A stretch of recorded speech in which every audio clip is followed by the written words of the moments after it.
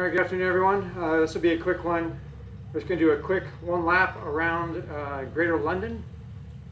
That'll get us another badge. So we're going to accept London here. There's about 7,300 people in the London world.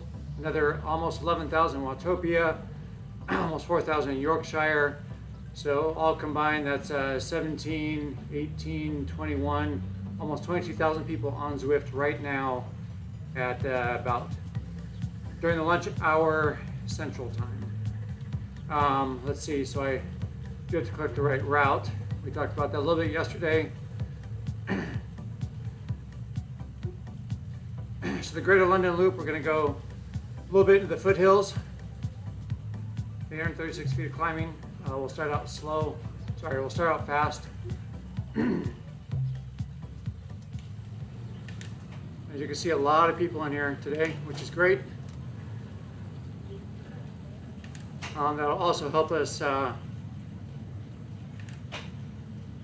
get some good times through the flatter sections, because it's going to slow down a little bit once we get into the foothills.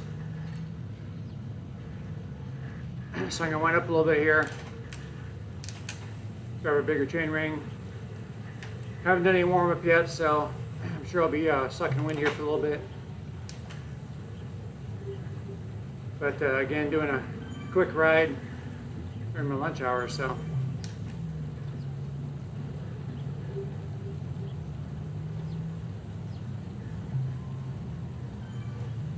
Looks like we got the Arrow helmet there for a power up.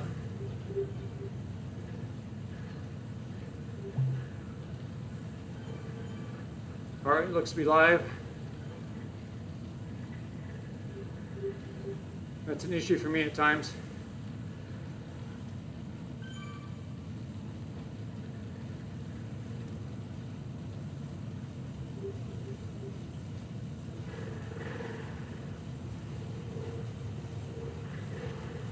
All right. It is 80 degrees in southern Mississippi.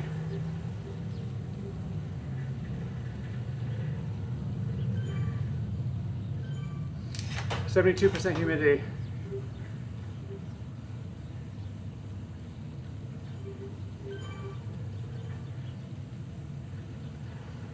Get the companion app going.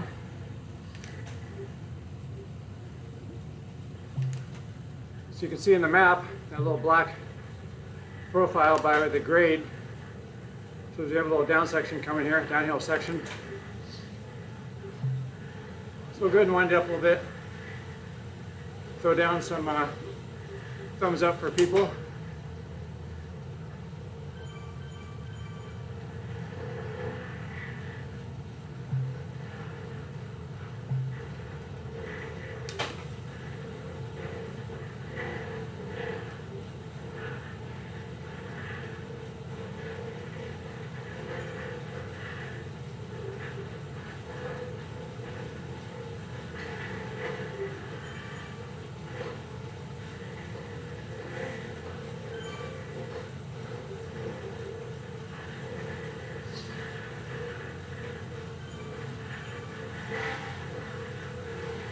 I slowed up a little bit there to let the person doing the structure work out in front of me so I can use them for the draft.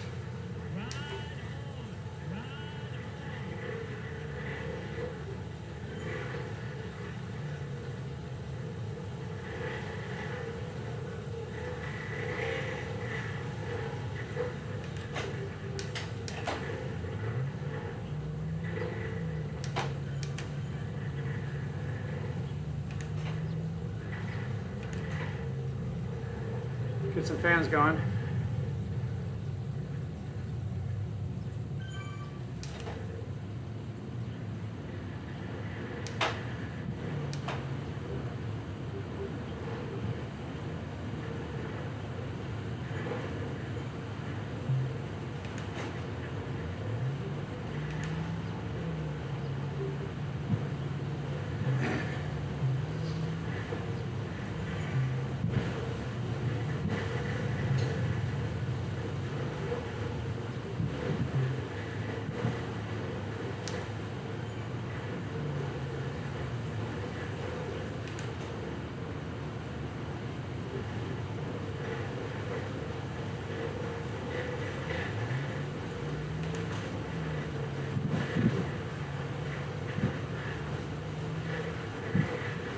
Put down some more thumbs.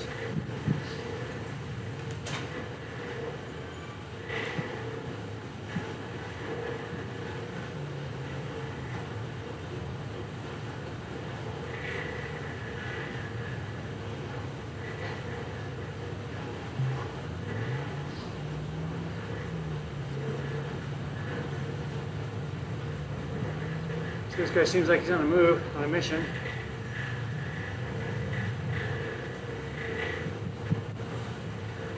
So I'm doing an FTP test.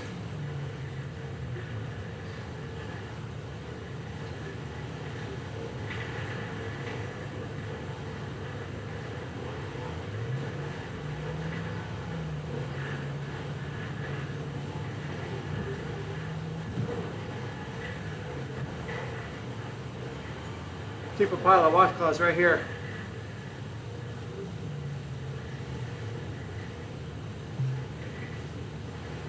Because when we really get into summer, I'll be going through many washcloths per ride.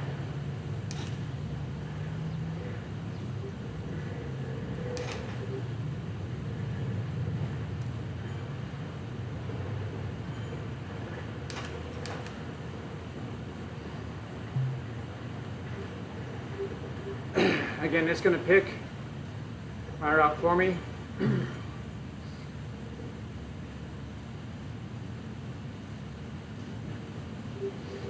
Based on the route I pre-selected.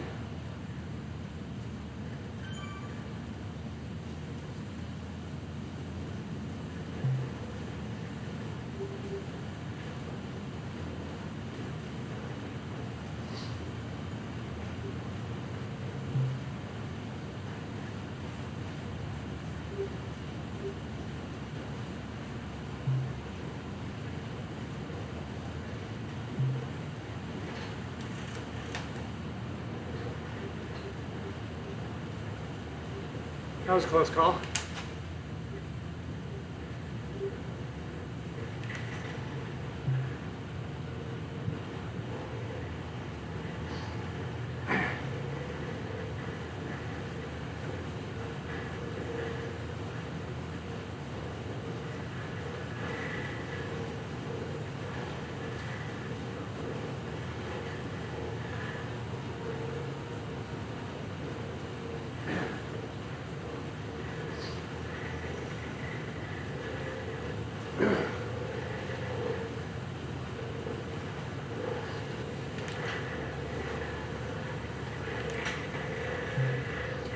So again, my choice of rehydration product.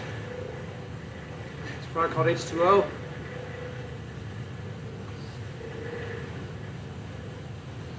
As always, I'll leave a link in the description.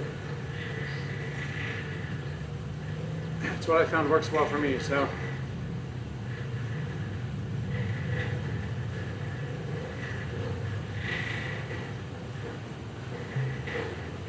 Another FTP test going on back there. 14 seconds behind me.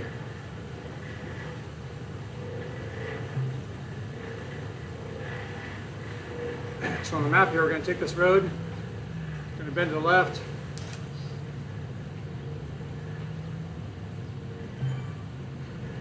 It's going to head out of town a little bit. Do a big loop counterclockwise.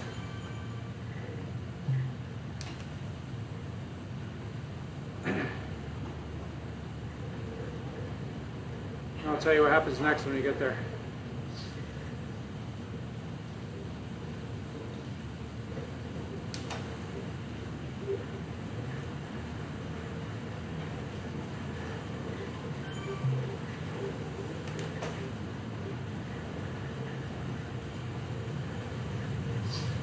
So I think in London right now in real life, I think they're 6 hours ahead of Central Time in the US based on the time change we had. So I'd make it 6:30 at night. So you probably have, that's a good chunk of Europe. It's in that time zone. So That's why all the different European nation flags over here, right, they're all off work. Even if they're confined to their house, right, to do work from home, still gotta wait till you get off work before you can start riding. So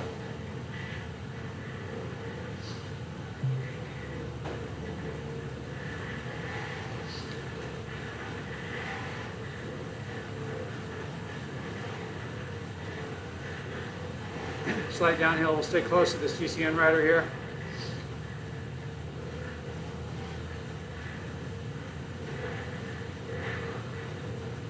It's gonna be a climb up out of here.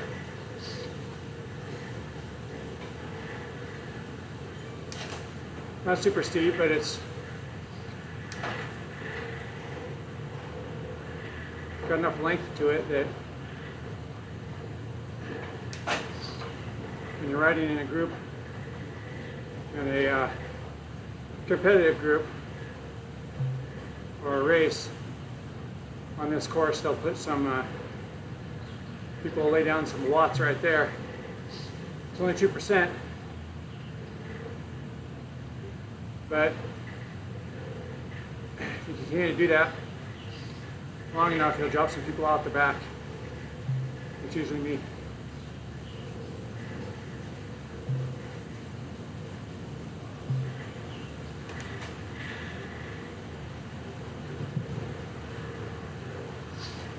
Alright.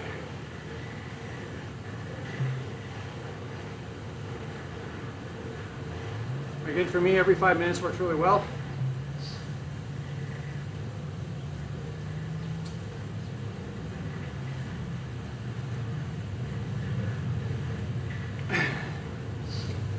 So did you see that little face there? It's actually a, I'll call it an error in the game. You're seeing the painting of the face of the rider you're passing. And as you slowly creep up on them,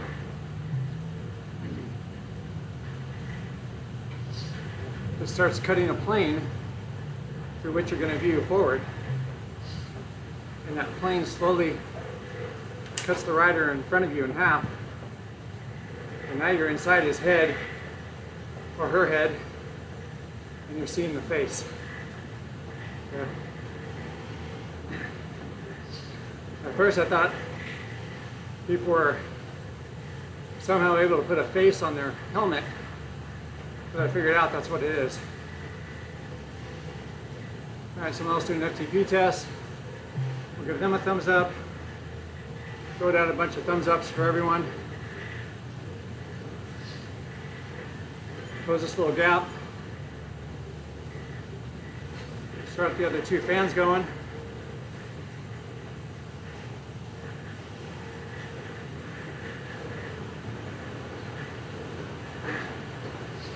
So these two guys in the Zwift kit. One of them's doing a structured workout. The other just tagging along. But now this lady in the red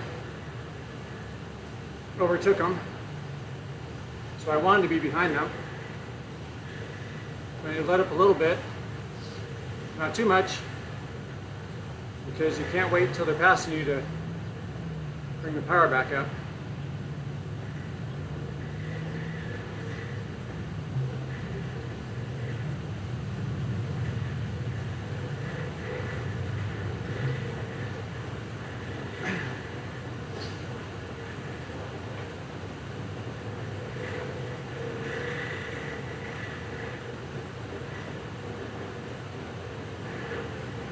So we'll kick a little bit to come out of his draft. Slide in. Keep moving. Slide into this guy's draft. Close the gap. Got cut up a little bit there. And the other drafts. Again, that's that stickiness that I talked about.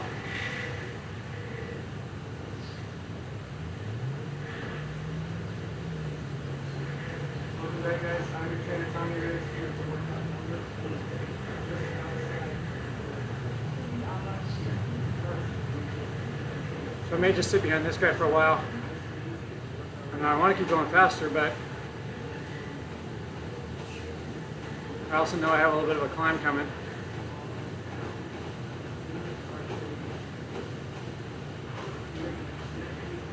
So I think I'll let up a little bit.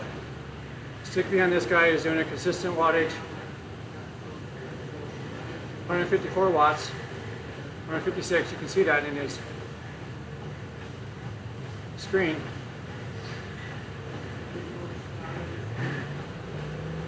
Let my heart rate come down a little bit. And tell you about the book of matches. So I started to talk about it, I think, last night. I got sidetracked. So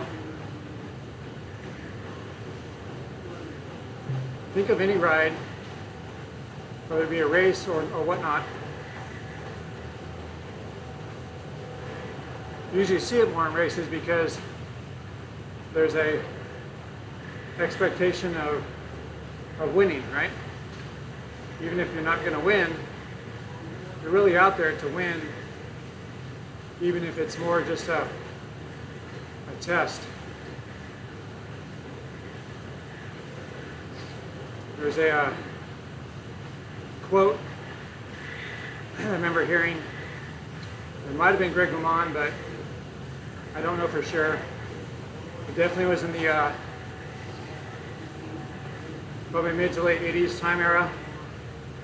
There's a soundbite, someone being interviewed, and I'm guessing that they were dropping out of the Tour de France, and they're being interviewed. We'll come back to the matches.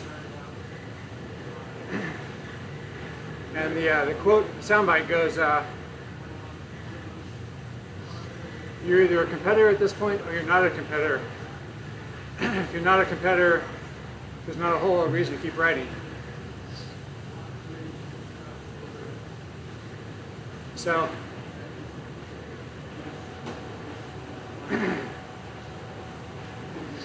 from a competitive athlete standpoint, that's true.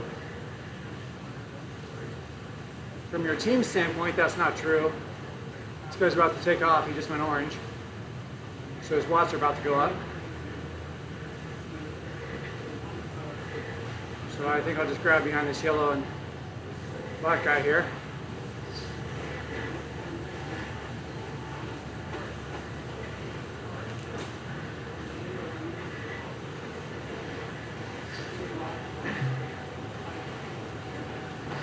Cycling truly is a team sport. So even if you're not a competitor, you can help out your team. But if I were to guess, that was probably from the person who was expected to take a podium spot, or maybe a team captain.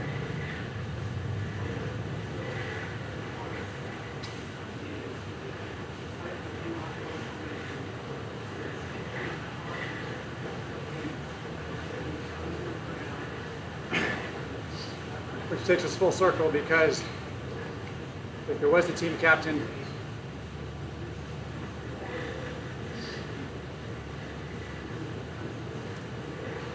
we could show an awful lot of leadership by staying in, helping your team. Actually, Joe Mystique, do something.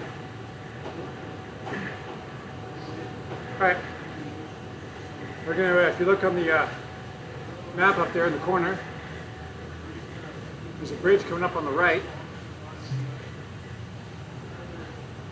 We're going to take that bridge.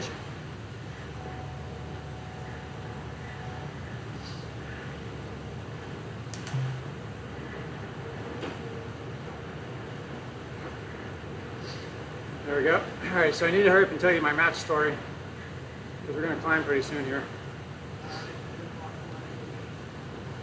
So let's talk about a race, even though this applies outside of races as well.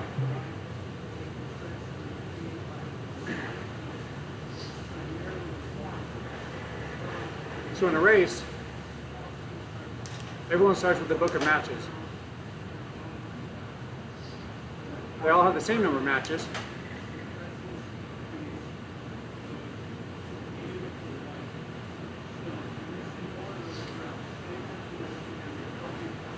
where you use them is the strategy part. So let's say there's some huge attack up a hill maybe. You're not a good hill climber, so you let it go. Now you're way out the back, and right, you finish last place. Real quick, we're going to head in the subway, and this is the benefits of being virtual. So we're in the subway in London, but let's go ahead and throw down some planks of wood and ride right down the stairs. And then we're going to throw down some more wood and ride on the subway tracks. All right. So in my example, you didn't want to burn a lot of energy during the climb because you'd blow up, you wouldn't be able to finish anyway. So instead you decide not to light any matches. You finished last place, or you didn't finish, and you ended with a whole bunch of matches in your matchbook. So when I finish the workout, we'll give them a thumbs up here. Maybe if I can find them. There we go.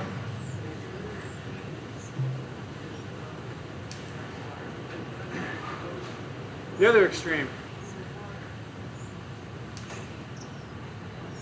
Same climb. You decide if you don't stay with the peloton, which is the main group, then you get a drink in real quick.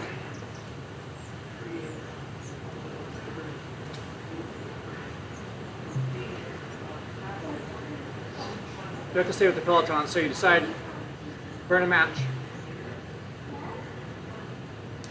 And like a match head, it goes off, shifting down here.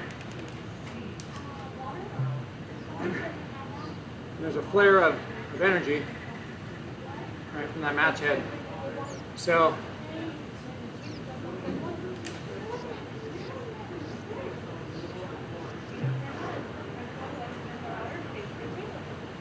it's great, but it's because you're not a good climber, you didn't provide a lot of energy. So you burn another one, and another one, and another one, and another one, another one, another one, another one, another one, another one. You stay with the peloton. Everything's good. You crest the hill. Now we're downhill. Everything's good. We're starting another uphill.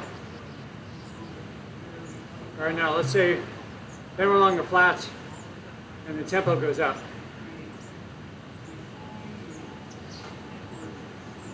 You look in your matchbook, you're not looking to flare a match for the instant burn. You're looking for a long burn. You want to burn this entire match. Because you got to do something.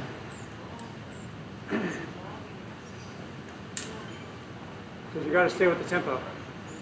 You look in your matchbook, you have one match left. You burn it. 20 minutes later,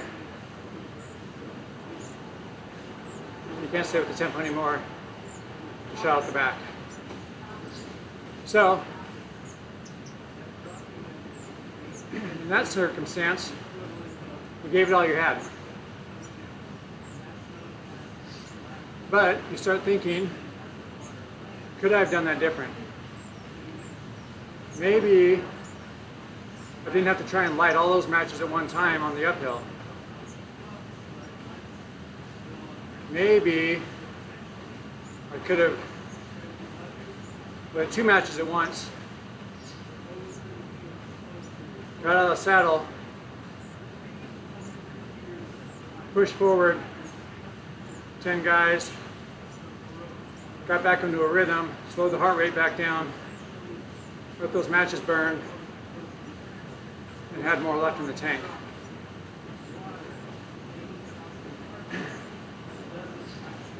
Unfortunately, that comes with experience. and lots of data. Today's world, you can do an awful lot of physiological data gathering.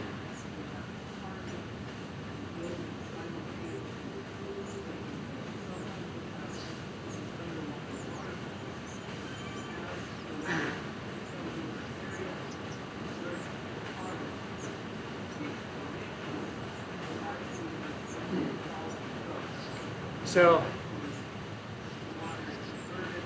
let's say you're in, let's go to the other extreme. You're in awesome shape, and you don't have to, you only burn 2 matches out of your entire matchbook, the entire ride. One was at a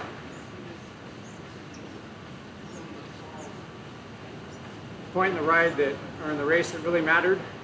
You had to stay with the group or it was done. You weren't going to win. And the other one was at the sprint, because you're an awesome sprinter and you want to put in the race.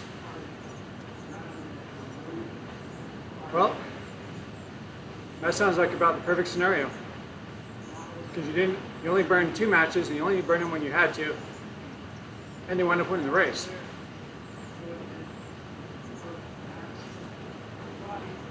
Usually it doesn't happen like that.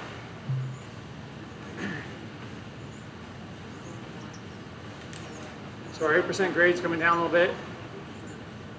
I'm going to shift a little bit, grab a couple more gears, speed up.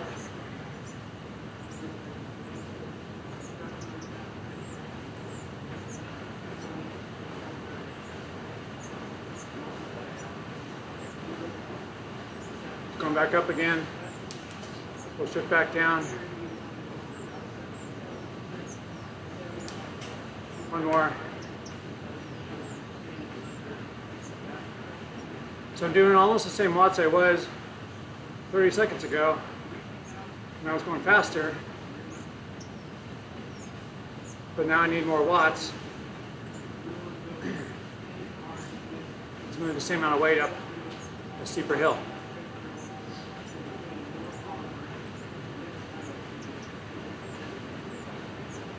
So hopefully that makes sense with the matchbooks. Everyone starts with the same number of matches. And how they get burned is partly based on your fitness level, and partly to do with strategy.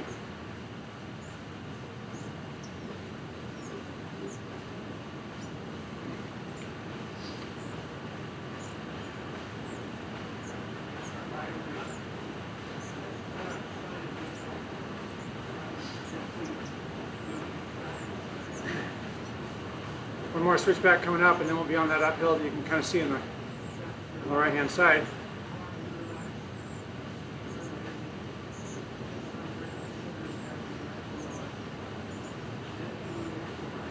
And it's starting to rain. So you can see the raindrops coming down. You can see the road spray off the wheels.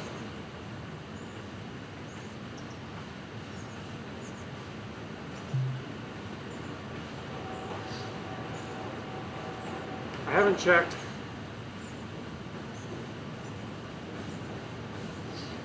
to see if the reflection in the road changes.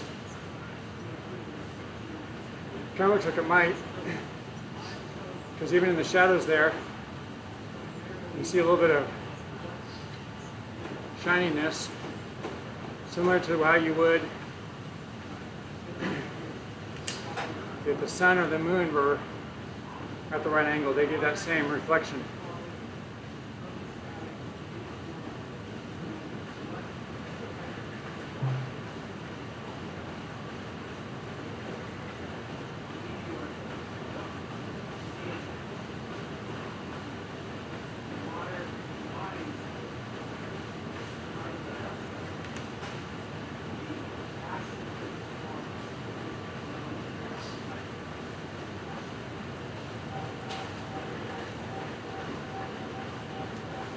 Another drink.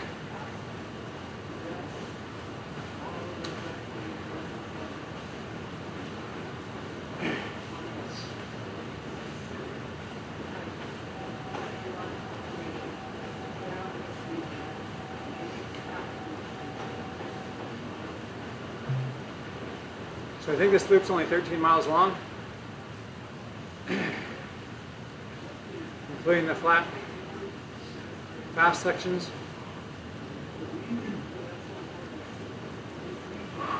But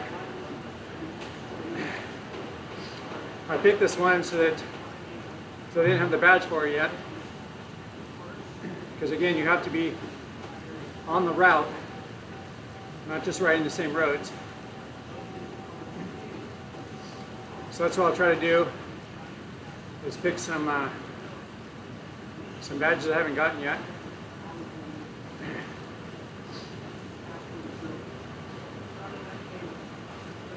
Alternatively, if there is some section of a map you want me to check out,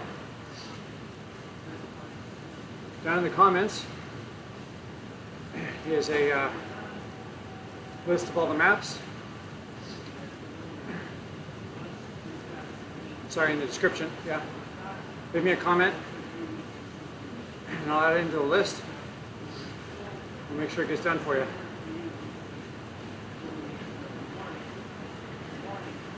So that guy we just passed, pedaling extremely slow.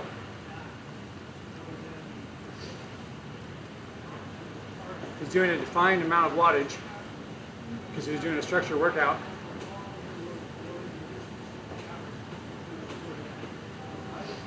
Not sure why his cadence was so slow, but his speed was slow simply because the amount of wattage. So again, there's a direct correlation between your wattage and speed, plus all the other variables, drag coefficients of the wind at said speed, which has a direct correlation to your height and weight, the amount of drag on the wheels, which goes up with speed,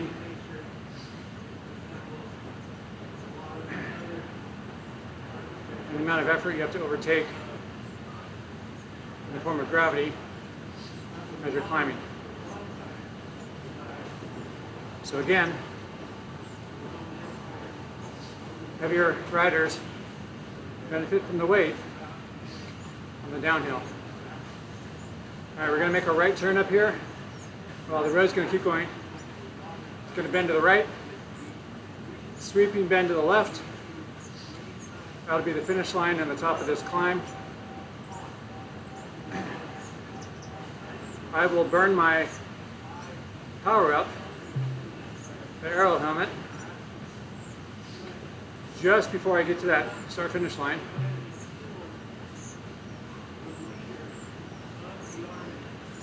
My reason for that is that I get next to no benefit on it while I'm climbing, and once I cross under that start finish line, it's going to be slightly downhill. I think there's a little bit of a roller in there.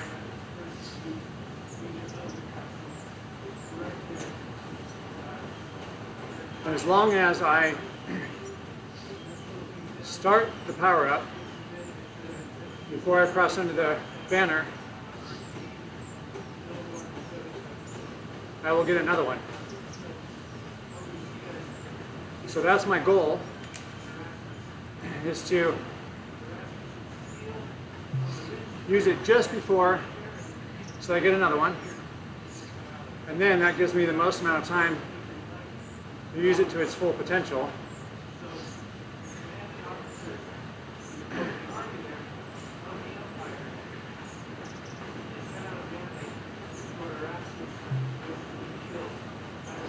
So the guy that was just starting to pass us and then fell back, doing a structure workout, he was doing, I want to say 140-ish watts to my, 145. He just passed me, and I was doing 180 to 200. I looked down, watts per kilogram is the same. So he must be considerably lighter than me. If I said that right.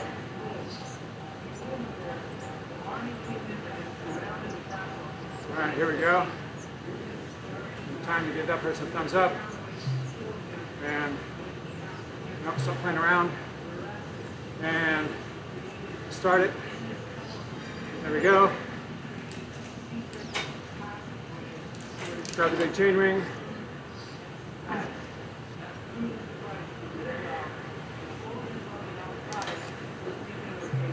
Looks like I'll get an arrow. This the van is.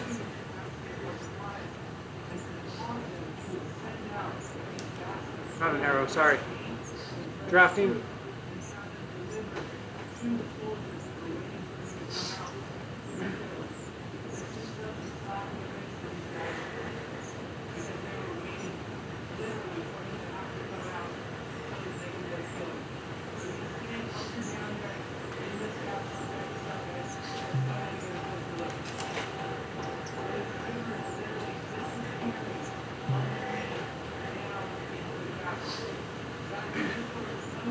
This is the roller I was talking about. Didn't remember it was 10%.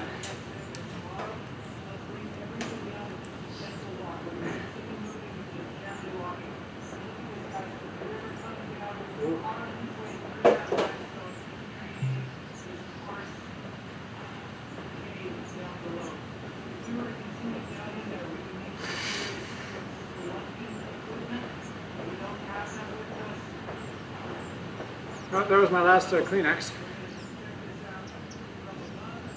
I wonder who's supposed to be reminding me to get Kleenex.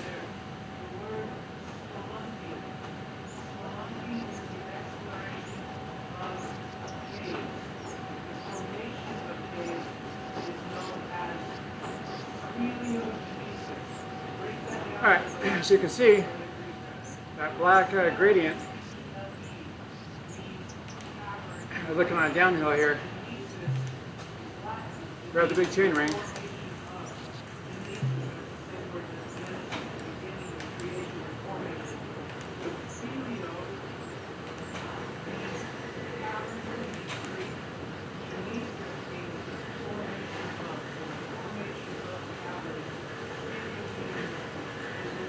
So speed high, wattage not,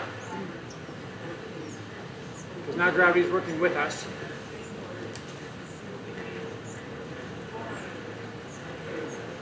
So I keep grabbing new gears.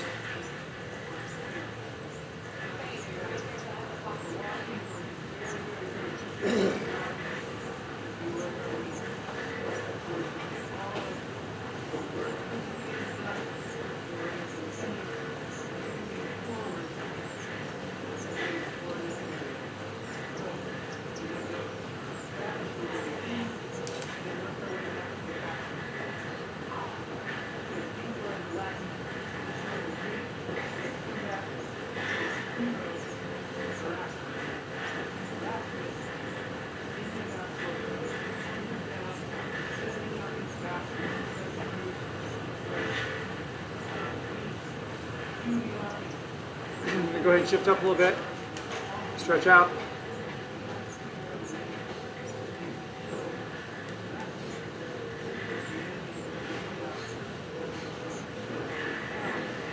I'm going to change my camera angle real quick here. And I'll stop pedaling. So there's my super tuck, 45 miles an hour.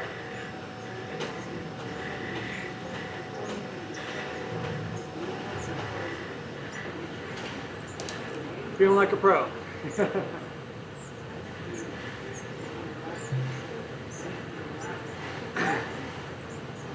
Not a big believer in the super tuck. Oh, look what my daughter brought me. Thank you, babe.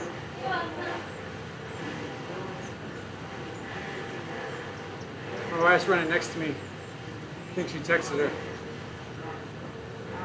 Everyone's always looking out for me. Here we are. We made that right turn.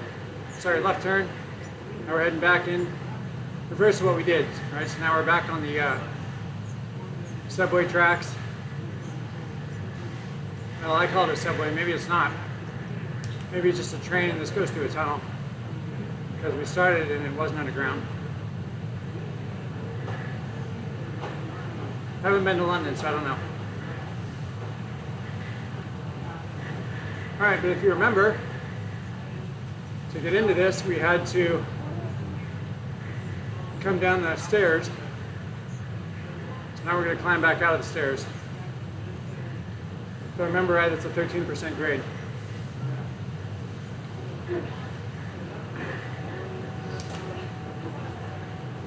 So I want to keep the speed up here for momentum purposes. Slight little uphill as we come up on the level section on the platform. Just enough to kill some momentum. And then we'll do a whole bunch of shifting. Oh, 15%, sorry, my bad. There we go. We're good. Now we'll get a little stretching in.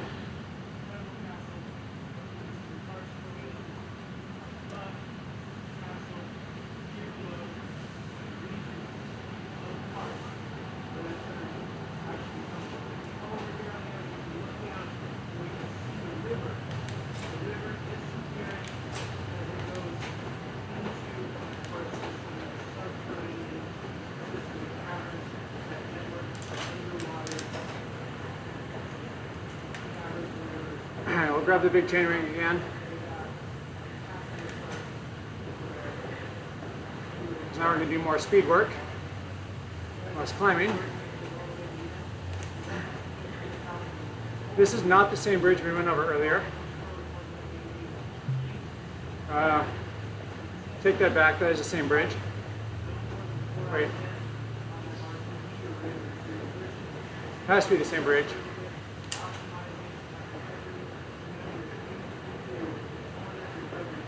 Can't be. Alright, there must be. I don't know, now this isn't making sense to me. This is not the same bridge because we're crossing the river at a different spot. It looks a little different. And we're going to come in back in close to where we spawned. So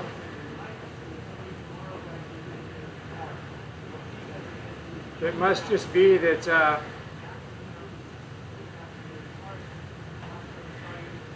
oh yeah, it can't be the same spot, because when you came down the hill, we would have had to go left and make a right into, to then make a left onto the train tracks. But instead, when you came down the hill, we went right, and then we wound up going left into the left and then the left onto the railroad tracks instead of right and the left. I know it's not necessarily making sense. If you look at the map, you'll understand. Basically, there's two bridge crossings, and I guess I've just never realized that they look identical from that subway standpoint.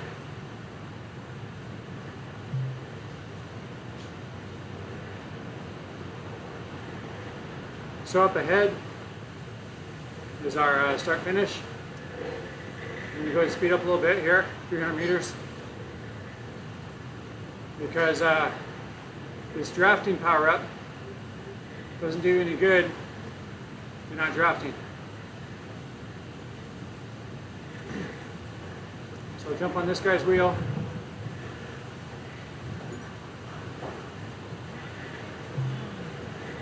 $100 meters. Slide uphill.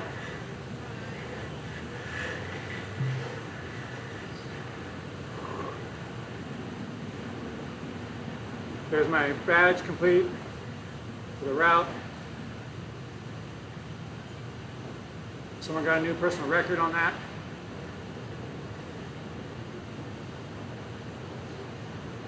The person right there, they got the power up, or the thumbs up, that was me.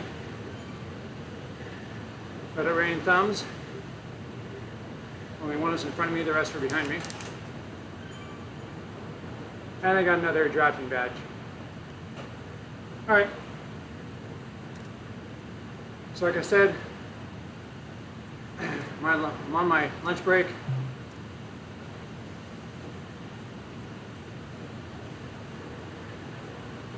So we'll call it, we'll round it up to 14.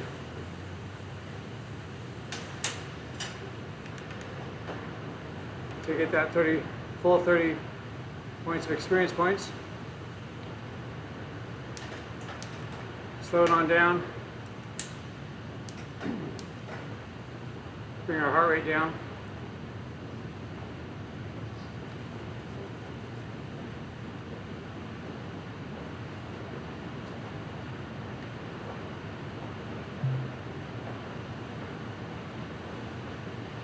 As always, if you have questions,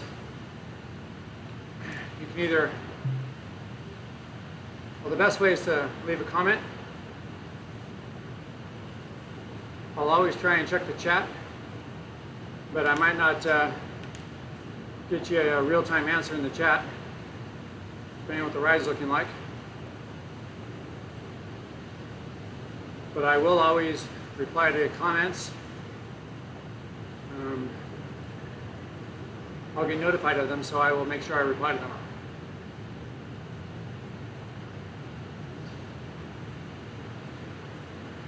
Looks like no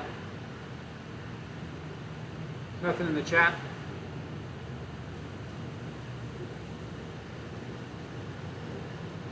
Throw down some more thumbs. Heart rate's at sub 130.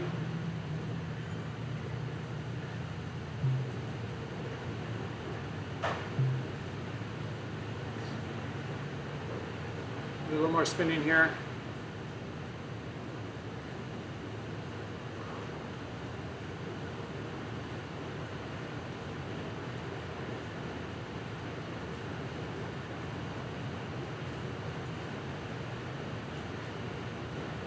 So we get to the 14-mile mark. As always, if you liked the video, hit that like button. If you want to be notified when I go live or when I upload anything, go ahead and subscribe. Check out those route maps. There's my 14 miles. Check out the route maps. Let me know in a comment if there's a section you want me to check out, and I will definitely do so. Nothing's off limits. Tomorrow we'll be doing another organized group ride for Cervelo. Some similar roads that you've already seen right now, obviously with a big group. We'll go down the ride.